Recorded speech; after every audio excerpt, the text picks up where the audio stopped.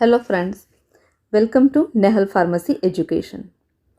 इस वीडियो में हम बात कर रहे हैं lung volumes and lung capacities के बारे में।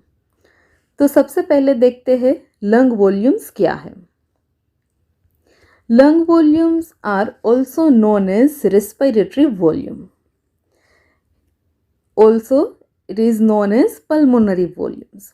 लंग वॉल्यूम्स को respiratory volume and pulmonary volumes भी कहा जाता है।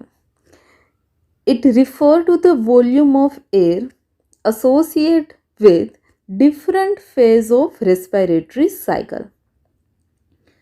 रेस्पिरेटरी साइकिल के अलग अलग फेज पर, जैसे कि इनहेलेशन और एक्सहेलेशन जैसे फेज पर कितना अमाउंट ऑफ एयर इनहेल होता है, एक्सहेल होता है, फोर्सिबली कितना इनहेल कर सकते हैं, फोर्सिबली कितना एक्सहेल कर सकते हैं, ऐसे वॉल्यूम्स को हम कहेंगे respiratory volumes. There are 4 type of lung volume. First one is tidal volume, then inspiratory reserve volume, expiratory reserve volume and residual volume.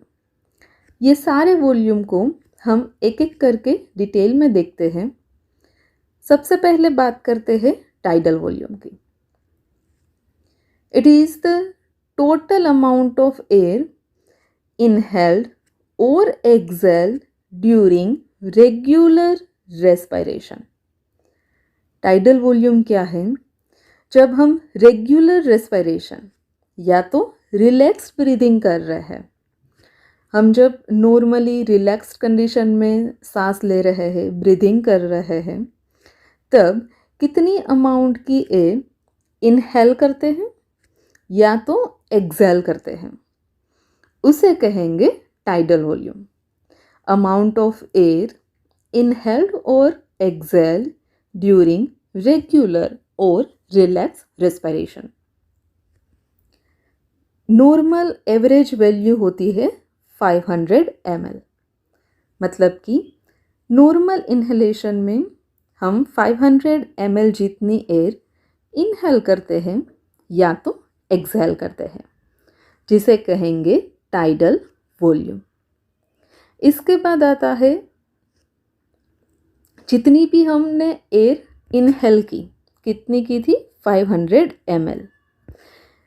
ये 500 ml में से 70% एयर, मतलब कि 350 ml air actually reaches the respiratory zone. हम जितनी भी air ले रहे हैं उसमें से 70% एयर, मतलब कि 350 ml एयर रेस्पिरेटरी जोन तक पहुंच रही है। हम जानते हैं कि रेस्पिरेटरी सिस्टम में 2 डिवीज़न रहेंगे, respiratory zone and conducting zone. Respiratory zone जहाँ में एक्चुअल में गैस एक्सचेंज होती है, एक्सटर्नल रेस्पिरेशन होता है, gas exchange between the alveoli and pulmonary capillaries. तो ये रेस्पिरेटरी जोन जिसमें स्ट्रक्चर इंक्लूड होते हैं respiratory bronchioles, alveolar duct, alveoli sac and the alveoli, which participates in the external respiration, that is gas exchange between the pulmonary capillaries and alveoli। तो 500 ml में से 350 ml air actual में participate करती है external respiration में। जो बाकी बची air, around 30% air, that is 150 ml of air remains in the conducting airway। जो रेस्पिरेटरी सिस्टम का दूसरा जोन है कंडक्टिंग जोन या तो कंडक्टिंग एयरवेज, वहाँ पे ये 150 ml की एयर प्रेजेंट होती है जो एक्सटर्नल रेस्पिरेशन में पार्टिसिपेट नहीं करती। ये कंडक्टिंग एयरवेज में इंक्लूड होते हैं structure nose, pharynx, larynx, trachea, bronchi, bronchioles and terminal bronchioles. तो 500 ml में से 350 ml एयर पहुंची रेस्पिरेटरी जोन तक, इन्वॉल्व हुई एक्सटर्नल रेस्पिरेशन में। रिमेनिंग जो एयर है 150 ml एयर वो प्रेजेंट होगी कंडक्टिंग पाथवे में, और ये जो एयर है जो कंडक्टिंग एयरवेज में प्रेजेंट है और रेस्पिरेटरी एक्सचेंज में हिस्सा नहीं ले रही, उसे कहेंगे एनाटॉमिक और रेस्पिरेटरी डेड स्पेस। जहाँ पे एयर प्रेजेंट है but it does not undergo respiratory exchange, this are known as anatomic dead space. इसके बाद जो सेकंड वॉल्यूम आता है वो है inspiratory reserve volume. It is the amount of air that can be forcibly inhaled after a normal tidal volume. Inspiratory reserve volume क्या है? Normal tidal volume inhale करने के बाद, जितना हम नॉर्मली इनहेल कर रहे हैं उसके बाद भी फोर्सफुली हम कितनी एयर इनहेल कर सकते हैं, उसे कहेंगे inspiratory reserve volume, IRV। Normal inhalation के बाद फोर्सफुली जितनी एयर हम इनहेल कर रहे हैं उसे कहेंगे inspiratory reserve volume. Adult mail में नॉर्मल वैल्यू रहेंगी 3100 ml और फीमेल में ये वैल्यू कम रहेगी जो कि है 1900 ml। तो ये हो गया इंस्पायरेटरी रिजर्व वॉल्यूम। थर्ड जो है वो है एक्सपायरेटरी रिजर्व वॉल्यूम।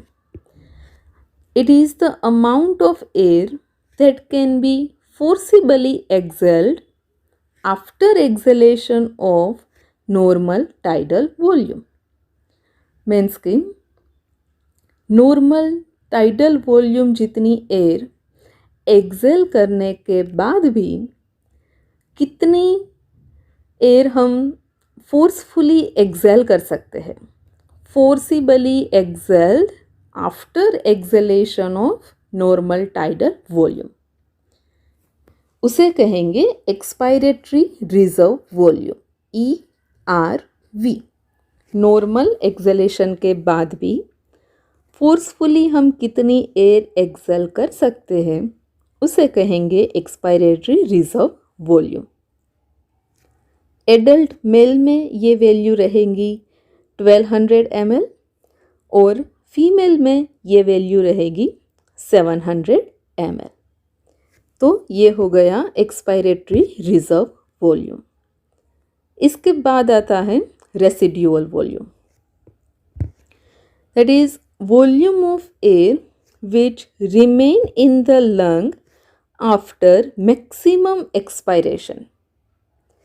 मतलब कि मैक्सिमम एक्सपायरेशन के बाद भी, मैक्सिमम एक्सहेलेशन के बाद भी कुछ वॉल्यूम ऑफ एयर लंग्स में प्रेजेंट होती है। ये वॉल्यूम ऑफ एयर को कहेंगे हम रेसिड्यूअल वॉल्यूम। मैक्सिमम एक्सपायरेशन के बाद भी लंग में जितना वॉल्यूम ऑफ एयर प्रेजेंट होता है उसे कहेंगे residual volume, RV। Adult mail में इसकी वैल्यू रहेगी 1200 ml और फीमेल में इसकी वैल्यू रहेगी 1100 ml। तो ये फोर्थ वैल्यू हुई जो है रेसिड्यूअल वॉल्यूम। इसके बाद आता है lung capacity. Lung capacity are combination of specific lung volume. हमने अभी आगे जो 4 लंग वॉल्यूम्स पढ़े उसके स्पेसिफिक कॉम्बिनेशन को, समेशन को कहेंगे हम लंग कैपेसिटी, जो भी 4 तरह की रहेगी, inspiratory capacity, functional residual capacity, vital capacity and total lung capacity. सबसे पहले देखते हैं inspiratory capacity. It is the sum of tidal volume TV and inspiratory reserve volume IRV. Tidal volume जो कि हम नॉर्मली इनहेल या एक्सेल कर रहे हैं, plus inspiratory reserve volume, tidal volume के बाद फोर्सफुली जितनी भी एयर इनहेल कर रहे हैं उसके सम को कहेंगे इंस्पायरेटरी कैपेसिटी IC। तो मेल में ये 500 ml tidal volume plus 3100 ml inspiratory reserve volume, इसके समेशन को कहेंगे इंस्पायरेटरी कैपेसिटी जो है 3600 ml इन मेल। उसी तरह से फीमेल में ये वैल्यू रहेगी 2400 ml। नेक्स्ट जो कैपेसिटी है वो है functional residual capacity. It is the sum of residual volume and expiratory reserve volume. Residual volume जो मैक्सिमम एक्सेलेशन के बाद भी अमाउंट ऑफ एयर प्रेजेंट है लंग में, plus expiratory reserve volume, tidal volume के बाद भी हम फोर्सफुली जितना एयर एक्सेल कर सकते हैं उसके समेशन को कहेंगे फंक्शनल रेसिड्यूअल कैपेसिटी। तो मेल में ये वैल्यू रहेगी रेसिड्यूअल वॉल्यूम जो कि है 1200 ml और एक्सपायरेटरी रिजर्व वॉल्यूम वो भी है 1200 ml, टोटल हुआ 2400 ml, जबकि फीमेल में ये वैल्यू रहेगी 1800 ml। इसके बाद है vital capacity. It is the summation of inspiratory reserve volume IRV plus tidal volume TV plus expiratory reserve volume ERV। हम कितना नॉर्मली इनहेल करते हैं, फोर्सफुली कितना इनहेल करते हैं और फोर्सफुली कितना एक्सेल कर सकते हैं, ये तीनों के सम को कहेंगे हम vital capacity, that is VC। Male में इसकी वैल्यू रहेगी 4800 ml, जबकि फीमेल में इसकी वैल्यू रहेगी 3100 ml। So vital capacity means summation of inspiratory reserve volume, tidal volume and expiratory reserve volume। इसके बाद जो है वो है total lung capacity. It is the sum of vital capacity and residual volume. Total lung capacity मतलब vital capacity और residual volume का सम।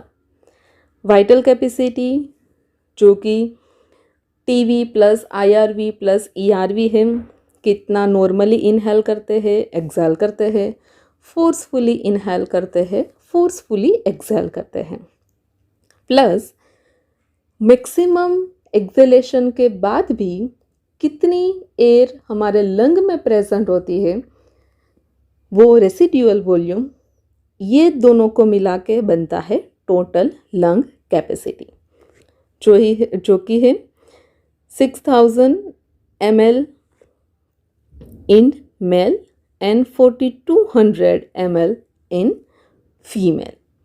तो ये हुआ total lung capacity.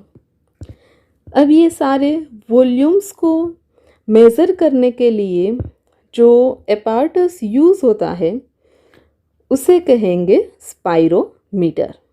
The apparatus commonly used to measure the volume of air exchanged during breathing and the respiratory rate is spirometer। ये spirometer में जो record होता है उसे कहेंगे स्पाइरोग्राम। और ये स्पाइरोग्राम में जो इनहेलेशन है वो अपवर्ड डिफ्लेक्शन में रिकॉर्ड होता है, मतलब कि ऊपर की ओर, और एक्सहेलेशन रिकॉर्ड होता है एज अ डाउनवर्ड डिफ्लेक्शन। तो इसको एक हम इमेज से समझते हैं। ये एक स्पाइरोग्राम है, यहाँ से रिकॉर्डिंग स्टार्ट हो रही है। तो यहाँ इनहेल हुआ, फिर एक्सेल हुआ, तो ये वॉल्यूम को कहेंगे टाइडल वॉल्यूम, जो कि है 500 ml। नॉर्मली कितना इनहेल करते हैं या तो एक्सेल करते हैं। फिर दूसरा है इंस्पायरेटरी रिजर्व वॉल्यूम, मतलब नॉर्मल इनहेलेशन के बाद फोर्सफुली कितना इनहेल कर सकते हैं, उसे कहेंगे इंस्पायरेटरी रिजर्व वॉल्यूम। तो ये देखिए अपवर्ड डिफ्लेक्शन में हमें दिखा रहा है इनहेलेशन। इसके बाद है एक्सपायरेटरी रिजर्व वॉल्यूम। तो नॉर्मल एक्सेलेशन के बाद फोर्सफुली कितना एक्सेलेशन हो रहा है, उसे कहेंगे एक्सपायरेटरी रिजर्व वॉल्यूम। इसके बाद residual volume means maximum expiration के बाद भी कितनी एयर प्रेजेंट है हमारे लंग में। तो ये 4 वॉल्यूम हुए, tidal volume, inspiratory reserve volume, expiratory reserve volume and residual volume. इसके बाद जो कैपेसिटीज़ है, जो कि सम है स्पेसिफिक वॉल्यूम्स का। सबसे पहले बात करें तो इंस्पायरेटरी कैपेसिटी, जो कि समेशन है टाइडल वॉल्यूम और इंस्पायरेटरी रिजर्व वॉल्यूम का। फिर वाइटल कैपेसिटी, जो कि समेशन है expiratory reserve volume, tidal volume और इंस्पायरेटरी रिजर्व वॉल्यूम का। फिर फंक्शनल रेसिड्यूअल कैपेसिटी, जो कि सम है एक्सपायरेटरी रिजर्व वॉल्यूम और रेसिड्यूअल वॉल्यूम का। और टोटल लंग कैपेसिटी, जिसमें सारा कुछ इन्वॉल्व है, जैसे कि residual volume, expiratory reserve volume, tidal volume and inspiratory reserve volume. तो कुछ इस तरह से हम लंग वॉल्यूम्स और लंग कैपेसिटीज़ को मेज़र करते हैं स्पायरोमीटर में। Thank you friends.